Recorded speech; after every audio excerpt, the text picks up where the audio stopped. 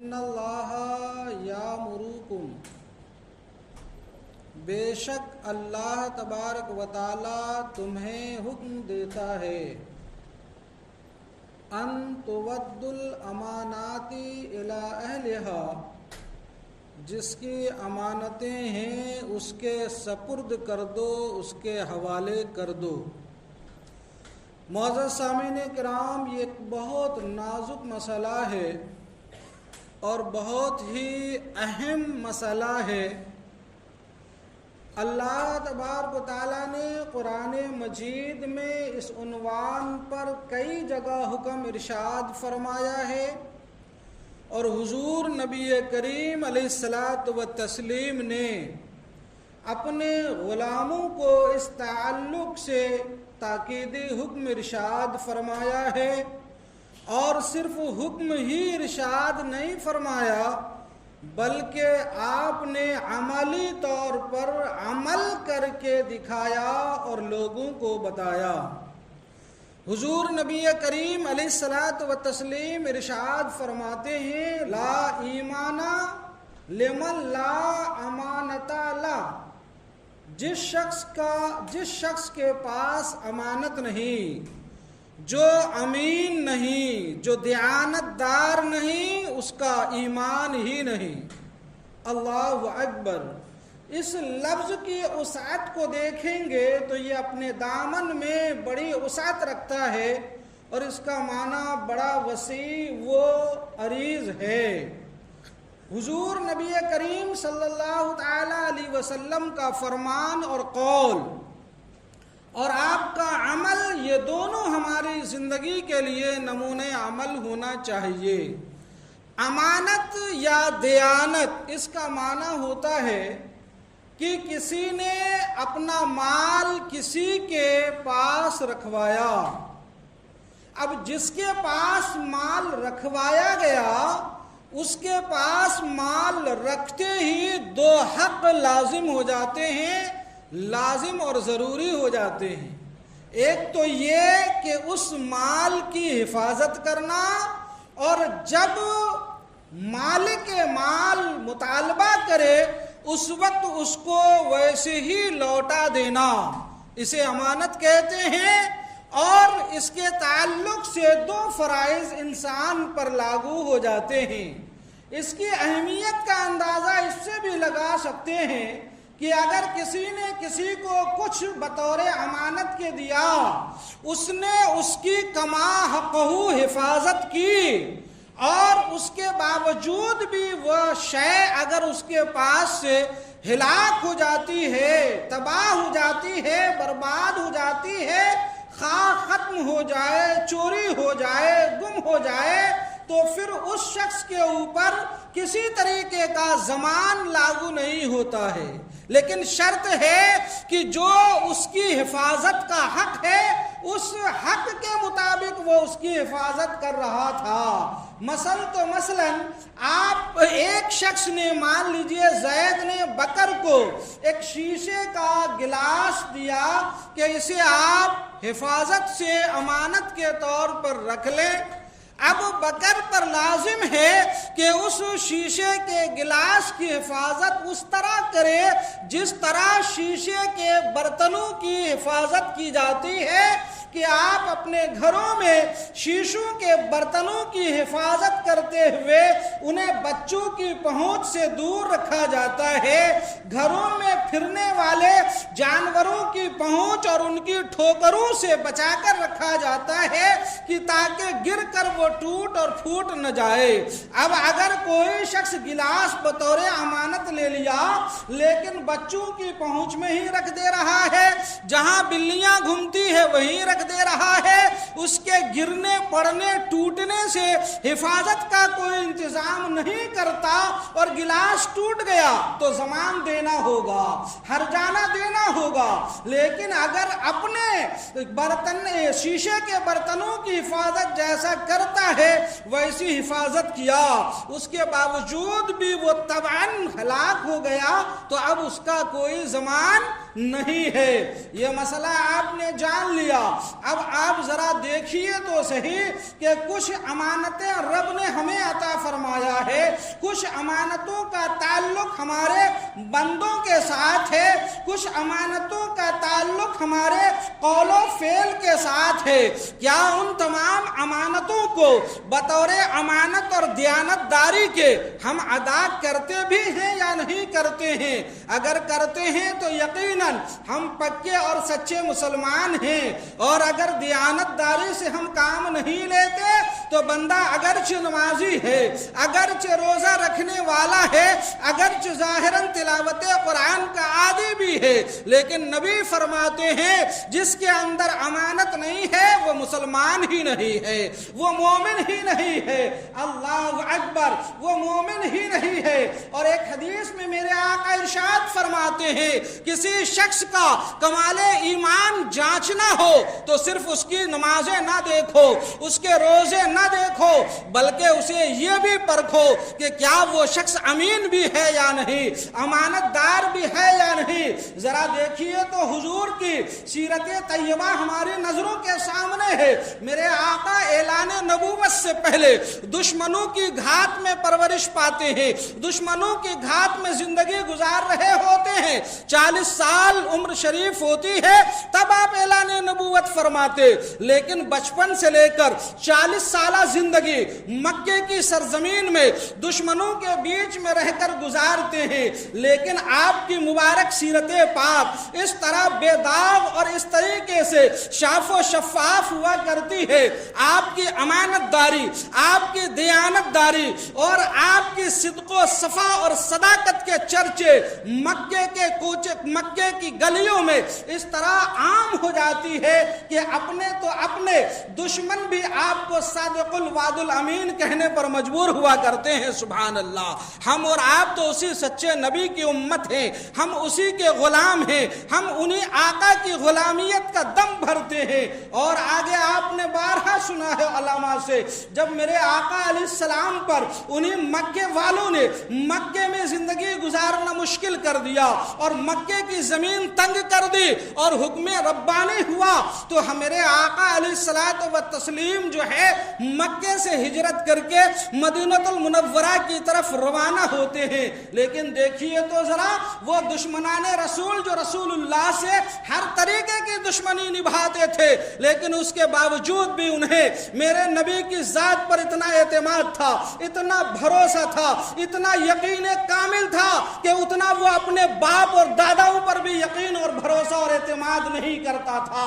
میرے آقا کی بارگاہ میں اپنی قیمتی چیزوں کو بطور امانت کے رکھا کرتا تھا۔ جب میرے مصطفیٰ حکم ربانی سے سرزمین مکہ کو الوداع کہہ کر ہجرت کے لیے مدینے کے لیے روانہ ہوئے تو آپ نے سنا کہ اپنے چہیتے صحابی حضرت علی المرتضی رضی اللہ تعالی عنہ کو جو ہے اپنے بستر پاک کے اوپر سلا دیتے ہیں اور یہ حکم ارشاد فرما دیتے ہیں مکے والوں کی جو امانتیں ہیں وہ امانتیں صبح اٹھ کر تم ان کے حوالے کر دینا، پھر میرے پیچھے تم بھی آ جانا۔ الغرض عرض یہ کرنا ہے مسلمانوں کہ اتنی دشمنی نبھانے کے باوجود بھی میرے آقا علیہ الصلوۃ والتسلیم اپنے دشمنوں کی امانتوں کی حفاظت کس طرح فرماتے ہیں۔ اب آئیے ذرا میں آپ کو ایک واقعہ آگے چل کر سناؤں گا، لیکن بیچ میں اب ذرا ہم اپنے عقل و خرد کو قریب کرتے ہیں، اپنا شعور جگانے کی کوشش کرتے ہیں، اپنے آپ فکر کی سمندر میں غوطہ زن تو ہو جائیے۔ ذرا آپ اپنے آپ سے سوال کیجئے اور پوچھئے تو ذرا کہ اللہ تبارک و تعالیٰ نے ہمیں زبان دیا، رب نے ہمیں کان دیا، رب نے ہمیں قوت گویائی دی، رب نے ہمیں جسم دیا، رب نے ہمیں ہاتھ دیا، ہمیں پاؤں دیے، ہمیں نگاہیں دی، یہ ساری نعمتیں رب نے عطا فرمایا۔ رب کی یہ ساری نعمتیں حتیٰ کہ جان اور روح یہ ساری چیزیں رب کی طرف سے ہمارے پاس بطور امانت کے ہیں۔ جب رب کی طرف سے ہمارے پاس یہ چیزیں امانت کے ہیں تو ان امانت کے جو دو حقوق میں نے عرض کیے کہ اس کی حفاظت کرنا بھی اب ہمارے ذمہ لازم ہو جاتا ہے اور اس کے حقوق ادا کرنا کرنا یہ بھی ہمارے ذمہ لازم ہو جاتا ہے۔ اب اس کی حفاظت یہ ہے کہ ہم کبھی بھی اور کسی طرح اپنے آپ کو ہلاکت میں نہ ڈالیں، اور جب ہماری جان رب کی طرف سے بلاوا آ جائے تو ہم رب کے حوالے کر دیں، اور رب نے جو ہمیں ان چیزوں کی حفاظت کا ذمہ ہمارے ذمے لگایا ہے اس کی بھی حفاظت ہمارے لیے لازم اور ضروری ہے۔ اب ہمیں رب نے آنکھ عطا فرمایا، اس کی حفاظت کا ذمہ عطا فرمایا۔ اس کی حفاظت کا ذمہ یہ ہے، اس کی حفاظت کا ذمہ یہ ہے کہ اے لوگوں، رب نے جو دیکھنے کا حکم دیا ہے وہ دیکھا جائے، اور جن چیزوں کے دیکھنے سے رب نے پابندی لگا دیا ہے ان چیزوں کو دیکھنے سے اپنی آنکھ کی حفاظت کرنا ہر مسلمان پر لازم اور ضروری ہے۔ جیسا کہ میں نے گلاس کی جو ہے مثال دے کر سمجھا دیا، آنکھ کی حفاظت، گلاس کی حفاظت یہ ہے کہ اسے محفوظ جگہ پر رکھا جائے، آنکھ کی حفاظت یہ ہے کہ بے حیا اور گناہ کے مناظر ان آنکھوں سے دیکھے نہیں جائے، ناجائز اور حرام چیزوں کے اس سے دیکھا نہ جائے۔ ہاتھ کی حفاظت یہ ہے، ہاتھ کی حفاظت یہ ہے کہ اس ہاتھ سے کوئی گناہ کے کام نہ کیے جائیں، اور جو ہے اس کے حقوق کے متعلق یہ حکم ہے کہ ہم ہاتھ سے کسی کے اوپر نہ تو ظلم کریں، نہ ستم کریں، نہ جبر و تشدد کریں، بلکہ ہاتھ سے اللہ تبارک و تعالیٰ نے جو کام لینے کا حکم ارشاد فرمایا ہے ہم وہ کام کریں۔ لہذا نگاہوں سے برے مناظر دیکھنا یہ امانت میں خیانت ہے، ہاتھ سے برے کام کرنا یہ امانت میں خیانت ہے، زبان سے بدگوئی کرنا، گالی گلوچ کرنا، جھوٹ بولنا، چگلیاں کھانا، ایک دوسرے کو لڑانا اور فساد کرنا، مسلمانوں کی آبرو ریزی کرنا، مسلمانوں کے عیب کو عیب کے اوپر پردہ ڈالنے کے بجائے ان کی جو ہے پردہ دری کرنا اور اس کے عیب دوسرے لوگوں کے سامنے کھولنا، حتیٰ کہ شوہر کا اپنی بیوی کے عیوب لوگوں کے سامنے بیان کرنا، عورت کا اپنے شوہر کے عیوب اور پردے کی چیزوں کو دوسری عورتوں سے بیان کرنا، اپنے گھر والوں کے عیوب دوسروں سے بیان کرنا، یہ سب کے سب ناجائز اور حرام ہے، اور یہ امانت میں خیانت ہے، اور یہ دیانت داری کے خلاف ہے۔ اللہ اکبر مسلمانوں، مسلمان ہیں ہم اور آپ، اور محسن کائنات کے غلام ہیں، ہمارے اوپر لازم اور ضروری ہے۔ حق امانت یہ ہوتا ہے مثال کے طور پر کہ ہمارے امام صاحب ہیں، خدا نہ کرے زندگی میں کوئی ایسی بات درپیش آئے، لیکن مثال کے طور پر سمجھانے کے لیے اگر ہم امام صاحب کو ظاہراً پسند نہیں کرتے یا ہمیں یہ پسند نہیں فرماتے، لیکن ان کے تعلق سے اگر کوئی بات تیسرے شخص نے ہم سے پوچھا تو ہمارے اوپر لازم اور ضروری ہے کہ جو سچ ہے اور جو خوبیاں ہیں وہ بیان کیے جائیں، اور اگر کوئی جو ہے عیب کی بات نظروں میں آ جائے اور وہ بیان کرنا بہت زیادہ لازم اور ضروری اور سامنے والے میں سے کسی کے حق کے پامال ہونے کا ڈر نہ ہو تو پھر اس کے اوپر پردہ ہی رکھا جائے۔ یہ اسلام اور مسلمان اور مومن ہونے کے تئیں جو ہے ایک امانت اور دیانت داری کی ذمہ داری بنتی ہے، لیکن آج ہم کیا کر رہے پھر رہے ہوتے ہیں، آج ہم ان کی برائیاں، ان کی برائیاں، ان کے عیوب کھولتے پھر رہے ہیں۔ آج اتفاقاً سے ہم دوست ہیں، ہمارے کسی کمزوری پر آپ آگاہ ہیں، آپ کی کسی کمزوری پر ہم آگاہ ہیں، کل اگر کسی بات پر ناچاقی ہو جاتی ہے، اختلاف ہو جاتا ہے، آپس میں ایک دوسرے کو پسند نہیں کرتے تو اب ان کی ساری کمزوریوں کو لوگوں کے سامنے بیان کرتے پھرتے ہیں۔ یہ امانت داری اور دیانت داری کے خلاف ہے۔ مسلمانوں اسے کہتے ہیں امانت و دیانت۔ اللہ تبارک و تعالیٰ نے ہمیں جان عطا فرمایا، اس کے ساتھ ہمارے اوپر کچھ احکام لاگو کر دیے، وہ احکام بطور امانت کے یہ ہے کہ وقت پر نمازیں ادا کرنا، ماہ رمضان آ جائے تو اس کے روزے رکھنا، مال اگر رب نے دیا ہے اور زکوٰۃ فرض ہے تو ادا کرنا، حج فرض ہے تو وقت پر اسے ادا کر لینا، اور دیگر لوگوں کے جو حقوق ادا کرنے کی ذمہ داری ہمارے اوپر عائد و لازم ہوتی ہے ان حقوق کو ادا کرنا یہ ہمارے اوپر لازم اور ضروری ہے، اور اسے امانت و دیانت کہتے ہیں۔ اگر اس کے خلاف کرتے ہیں تو یہ امانت و دیانت داری کے خلاف ہے مسلمانوں۔ لہٰذا اب ہم اپنے گھر سے لے کر بازار تک، اور بازار سے لے کر شادی بیاہ کی محفلوں تک، اور وہاں سے لے کر غم اور ماتم کے میدان تک اپنے آپ کو کھنگالنے کی کوشش کریں، اور اپنے گھر گریبان میں جھانکنے کی کوشش کرے۔ میں آپ کو ایک حدیث پاک سناؤں، حضور نبی کریم صلی اللہ تعالی علیہ وسلم ایک دفعہ بازار سے تشریف لے جا رہے تھے، آپ کی نظر ایک شخص پر پڑی، ایک صحابی پر پڑی کہ وہ جو ہے گیہوں بیچ رہے ہیں، گیہوں بیچ رہے ہیں۔ وہ گیہوں یا تو بوری میں رکھے ہوئے تھے یا سبرا یعنی ڈھیر لگے ہوئے تھے۔ جب حضور نے دیکھا کہ گیہوں بیچا جا رہا ہے، اس سے ایک دن پہلے بارش ہوئی تھی، حضور علیہ السلام گیہوں کے ڈھیر کے پاس گئے، اس سے کچھ گفتگو شنید فرمایا، کلام فرمایا، اس کے بعد نبی نے گیہوں کا دام پوچھا، اس کے بعد اپنا دستے کرم جو ہے حضور نے گیہوں کی ڈھیری میں یا بوری میں گھسایا۔ جب گیہوں کی بوری یا ڈھیری میں حضور نے اپنا ہاتھ ڈالا تو اوپر تو گیہوں سوکھا تھا، لیکن اندر گیہوں کے ڈھیر سے آپ کو ہاتھ میں تری محسوس ہوئی، محسوس ہوا کہ اندر گیہوں بھیگا ہوا ہے۔ حضور علیہ السلام نے ہاتھ نکالا اور فرمایا یہ کیا ہے؟ حضور نے فرمایا یہ کیا ہے؟ اس صحابی نے کہا یا رسول اللہ گیہوں کھلے رہ گئے تھے، کل بارش ہوئی تو کچھ بارش کے چھینٹے ہمارے گیہوں پر پڑ گئے۔ نبی نے فرمایا جب بارش کے چھینٹے تمہارے گیہوں کے ڈھیر پر پڑ گئے تو بھیگے اور گیلے گیہوں کو تم نے اوپر کیوں نہیں کر دیا تاکہ گیہوں خریدنے والا دیکھ لیتا کہ یہ گیہوں سوکھا نہیں بلکہ گیلا ہے۔ اللہ اکبر! یہ میرے نبی صلی اللہ تعالی علیہ وسلم نے تعلیم فرمایا۔ آج ہم بازاروں میں چلے جائیں، کاروبار کرنے والے کسی ایک انسان کو ہم ٹارگٹ نہیں کر رہے، ہمارا معاشرہ اور ہماری زندگی کا رہن سہن کا عالم کیا ہو گیا ہے۔ اگر ہم کسی سے کوئی سامان خرید رہے ہیں تو اگر جو ہے لوگوں کا عالم یہ ہو چکا ہے سامان خرید رہے ہیں 1 کلو تو دیانتداری تو یہ ہے کہ پورا کلو بھر ہونا چاہیے یا اس سے 1-2 گرام زیادہ ہو۔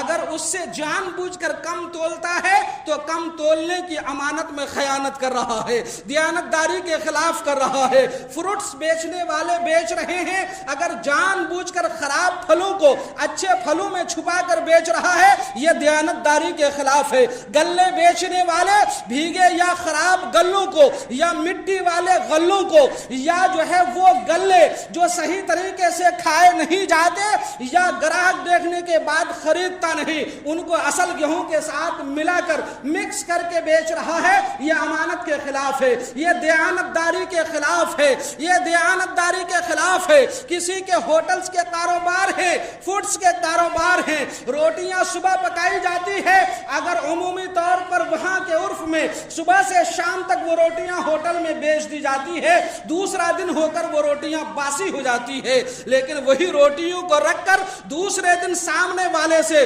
تازی روٹی کہہ کر بیچ دینا یہ ناجائز و حرام ہے، یہ امانت کے خلاف ہے، یہ دیانت کے خلاف ہے، یہ دیانتداری کے خلاف ہے، یہ ایمان کے خلاف ہے، یہ جو ہے تعلیم اسلام کے خلاف ہے، یہ قانون مصطفیٰ کے خلاف ہے، یہ قانون قرآن کے خلاف ہے۔ اگر بیچنا ہی ہے تو سامنے والے سے یہ کہہ دیا جائے کہ یہ روٹی باسی ہے، باسی روٹی کی قیمت 2 روپے تو تازی کی 3 روپے ہوتی ہے، لیکن سامنے والا ہمیں باسی روٹی تھما رہا ہے اور قیمت تازی روٹی کی 3 روپے لے رہا ہے۔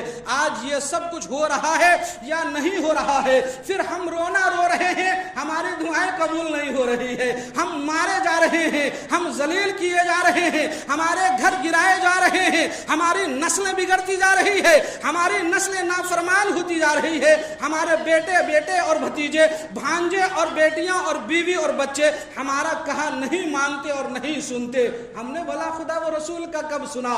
جب ہم اللہ اور اس کے رسول کے نہیں سنتے تو پھر دنیا ہماری نہیں سنتی۔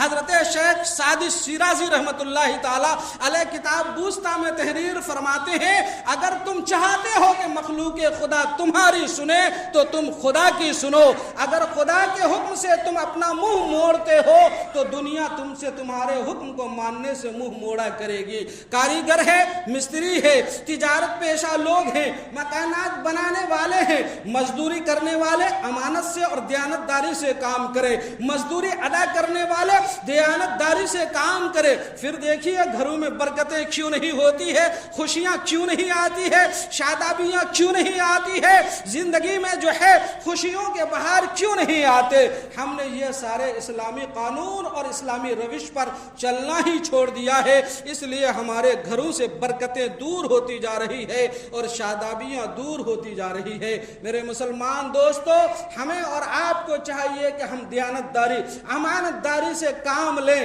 اور اسے رسول اللہ نے کر کے دکھایا۔ رسول اللہ نے فرمانے عالی شان کے ساتھ ہمیں حکم ارشاد فرما کر اس کی تعلیم دی۔ اللہ نے قرآن میں آیات کریمہ نازل فرما کر جو ہے ہمیں اس پر متنبہ کر دیا۔ آئیے میں آپ کو ایک بزرگ کا واقعہ سناؤں۔ اللہ اکبر۔ حضرت قاضی ابو بکر محمد ابن عبد الباقی رحمت اللہ تعالی علیہ، یہ 5ویں صدی کے اولیاء امت میں سے ایک بہت برگزیدہ شخص گزرے ہیں۔ آپ خود اپنا ایک واقعہ تحریر فرماتے ہیں، بڑا حیرت انگیز واقعہ ہے، سنیے، قسم خدا کی آپ کا ایمان تازہ ہو جائے گا اور آپ مچل اٹھیں گے۔ غور سے سنیے، یاد کیجئے اور اپنے بچوں کو بھی سنایا کیجئے۔ آپ فرماتے ہیں میں مکہ المکرمہ میں، مکہ شریف میں قیام پذیر تھا، یعنی وہاں رہتا تھا۔ ایک دور میرا حال کا ایسا ہوا کہ بڑی تنگی، بڑی محتاجی، بڑی فقیری آ گئی اور کئی دن کے فاقے پر فاقے لگ گئے۔ جب بھوک کی شدت نے مجھے بہت پریشان کیا تو میں اپنے گھر سے باہر مکے کی گلیوں کی طرف اس ارادے سے نکلا کہ کاش اور شاید مجھے کھانے کا کوئی انتظام ہو جائے۔ مکے کی گلیوں سے ہو کر ابھی کچھ دور ہی نکلا تھا کہ میں نے دیکھا کہ ایک جگہ ایک بڑی ریشم کی خوبصورت سی تھیلی ریشم کے ڈور سے اس کے منہ بندھے ہوئے ہیں پڑی ہے۔ میں نے اٹھایا، اسے اٹھا کر لے کر اپنے گھر گیا۔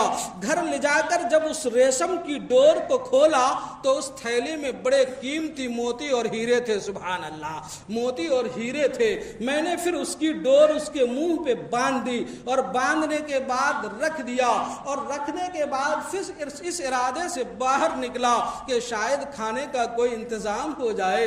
ابھی چند گلیاں گزرا ہی تھا کہ دیکھا ایک بزرگ اپنے ہاتھ میں 500 اشرفیاں یعنی سونے کے سکے کی تھیلی لے کر اعلان کر رہا ہے، دوستو میری ایک بہت قیمتی ہیرے کی تھیلی گم ہو گئی ہے، اگر کسی بھائی کو ملی ہو تو مجھے لوٹا دے، میں اسے تحفے اور بطور انعام کے 500 اشرفیاں دوں گا۔ سبحان اللہ، 500 اشرفیاں دوں گا۔ وہ فرماتے ہیں میں اس بزرگ کے قریب گیا، ان کا ہاتھ پکڑا اور کہا میرے گھر چلیے۔ میں انہیں لے کر اپنے گھر پہنچا۔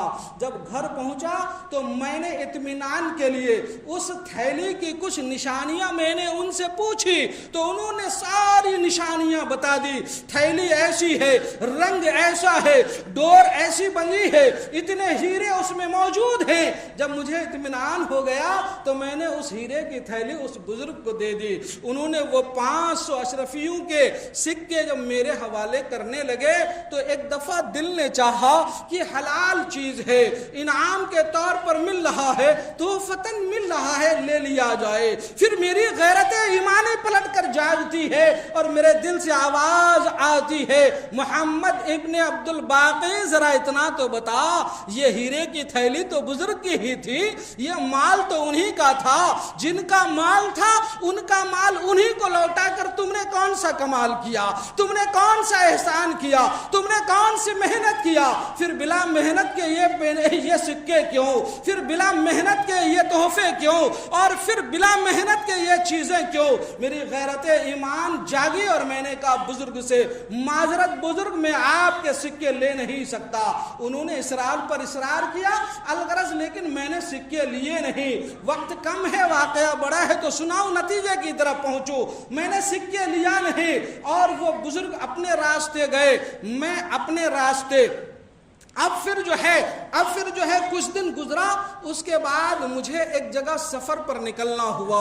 ساحل سمندر پر پہنچا، کشتی پر سوار ہوا، میرے ساتھ کافی لوگ کشتی پر سوار تھے، ہم سب کے سب سمندری سفر میں نکل گئے۔ جب ہم سمندری سفر میں کچھ بہت آگے نکل گئے تو اتفاق ایسا ہوا کہ ہوا نے اپنا رخ موڑا اور ہوا کے اندر طوفانی رنگ بھرا، ایک طوفان اٹھا اور اس طوفان کے ہچکولے گلے میں ہماری کشتی پھنسی, کشتی ٹوٹ کر بکھر گئی, ہمارے جتنے ساتھی سے تھپ کے سب ڈوب کر مر گئے, صرف میں بچ گیا.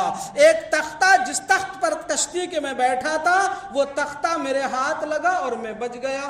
الغرض ہچکولے کھاتے کھاتے بہت دنوں بعد میں ساحل سمندر یعنی سمندر کے کنارے لگا. اس سمندر کے اس کنارے لگا جہاں ایک آبادی آباد تھی. وہاں جب میں نے نظر دوڑائی تو وہاں مسجدوں کے مینارے نظر آ رہے تھے. دل خوش ہو گیا, یہ مسلمانوں کی آبادی اور بستی ہے. سبحان اللہ. میں اٹھا مسلمانوں کی آبادی کی طرف گیا, مسجد میں گیا. اللہ رب العزت نے مجھے قرآن پڑھنے کا بڑا اچھا ہنر دیا تھا. میری آواز بھی بڑے خوشبولو تھی, دل جو ہے رو رہا تھا.